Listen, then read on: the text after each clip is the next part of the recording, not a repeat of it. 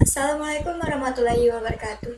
Perkenalkan, nama saya Raja Amanda Citra Lestari dari kelas 2B dengan NPM 2562111550. Di sini saya akan mempresentasikan materi yang berjudul Model Pembelajaran dalam Pembelajaran Bahasa Indonesia.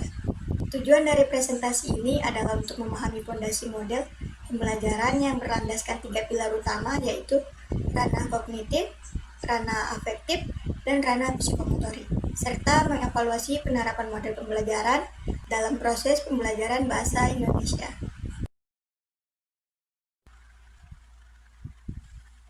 Mengutip apa yang disampaikan oleh Sukamto, model pembelajaran itu pada dasarnya adalah sebuah kerangka konsep yang sangat sistematis. Ibaratnya ini adalah panduan langkah demi langkah yang Anda pakai untuk mengatur pengalaman belajar siswa. Tanpa prosedur yang terstruktur ini, interaksi Anda, materi, dan siswa bisa melenceng kemanapun. Tapi dengan kerangka ini, setiap detik yang dihabiskan di kelas pastinya punya tujuan yang super jelas.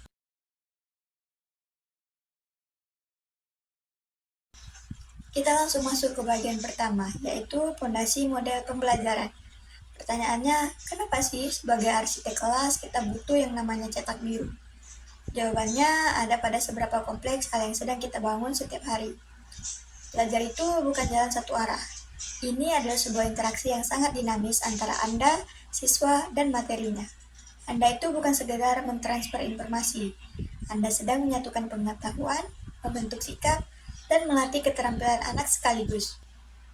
Bayangkan betapa repotnya kalau Anda tidak punya modul pembelajaran yang solid. Elemen-elemen yang bergerak cepat ini akan tercerai-berai. Cetak biru inilah yang jadi kuncinya. Menanggapi siswa bukan hanya hafal rumus tata bahasa, tapi juga peduli untuk menggunakannya dengan baik dan benar. Bisa menanamkannya di dunia nyata. Mari kita beralih ke pilar pertama dari bangunan kita, bagian kedua, ranah efektif, alias membangun karakter. Nah, ranah afektif ini jujur saja sering banget luput dari perhatian kita. Padahal ini adalah kuncinya. Coba pikir, belajar bahasa Indonesia itu kan bukan sekedar menghafal struktur kalimat baku atau tahu bedanya pantun dan syair kan. Ini tentang hati siswa Anda, tentang etika berkomunikasi, sikap mereka, nilai, dan motivasi. Ketika seorang siswa bisa menghargai pendapat temannya saat berdiskusi atau menulis surat dengan sopan santun, nah itulah yang menjadi ranah afektif yang sedang bekerja. Kalau sikap dan motivasi mereka sudah positif, percayalah belajar kognitif dan fisik mereka otomatis melonjak gratis.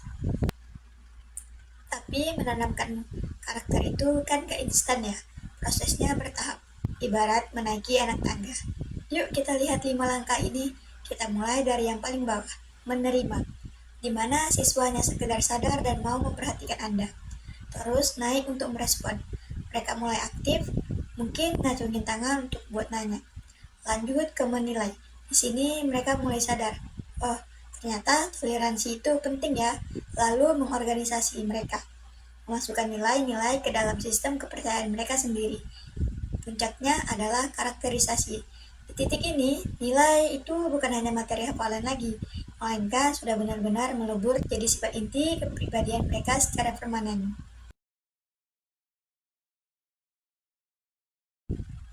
Sekarang, apa yang benar-benar menarik dari poin ini adalah kita bisa melihat ada koneksi langsung antara model yang Anda pilih dengan karakter yang ingin dibentuk. Logikanya begini, Anda nggak bisa berharap siswa itu bisa jago kerjasama kalau kerjanya cuma disuruh duduk diam, dengerin ceramah terus. Kalau tujuan Anda itu kerjasama, ya pastinya gunakan pembelajaran kooperatif.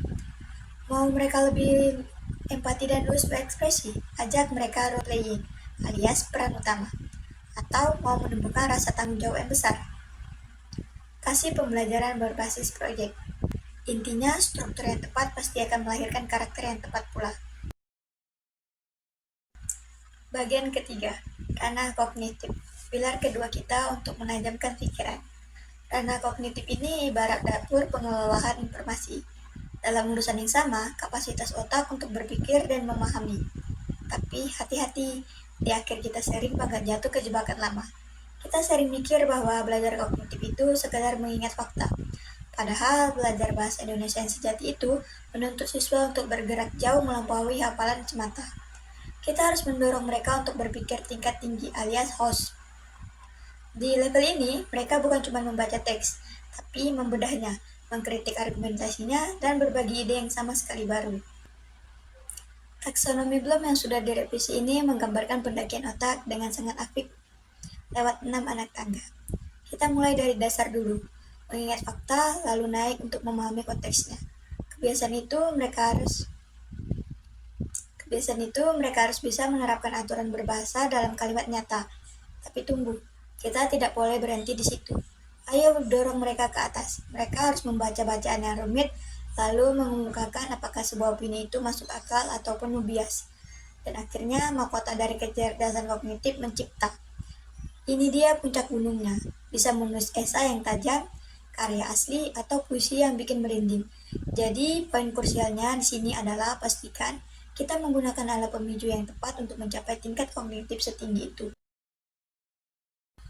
Mau melatih otak buat mecahin masalah kompleks, pembelajaran berbasis masalah itu adalah kuncinya, agar siswa tidak merasa materi di buku teks itu mengawang-awang. Jembatani dengan kehidupan nyata menggunakan pengajaran dan pembelajaran kontekstual. Untuk menembus analisis dan evaluasi anak tangga tadi, latih mereka memakai soal Hodge yang dipadukan dengan media digital.